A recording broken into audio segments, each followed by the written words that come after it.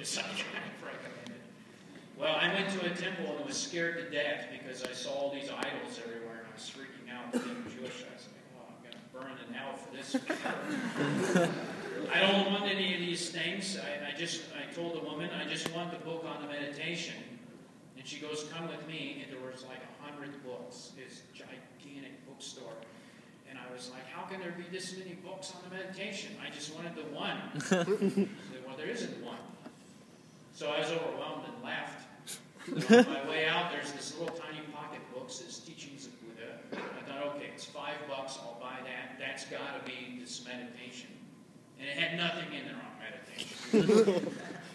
Instead, it talked about everything like Four Noble Truths. It talked about how suffering works, methods to overcome it in the Buddha's own life, which looked very much like mine. This guy was in an intense state of suffering, so bad he left his kingdom, left his wife, left his newborn kids, everything. Gave up everything he had in order to find some relief from suffering. Spent 6 years in the craziest, most difficult schools of Hinduism and spirituality of his time. Mastering all of those, still finding no relief.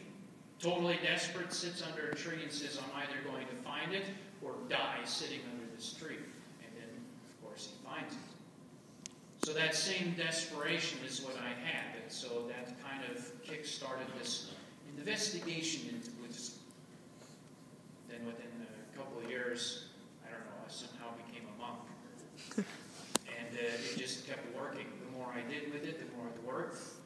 And it seemed very organic, and that's how I got into it.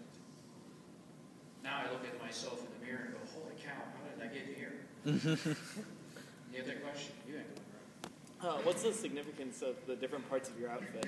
That's very good. So you'll notice I've got different colors than what you would think of a Buddhist. Most Buddhists, they wear all red. That's usually a monk. Right? They have the shaved head. I've got this long hair and these things going. So this outfit that I'm wearing is specific to a school called Vajrayana Buddhism. Some people know it as Tibetan. No, it's not really Tibetan. Mine's Bhutanese. And it represents that I'm a householder, meaning I'm a non-celibate ordained member of the Sangha or the ordained community.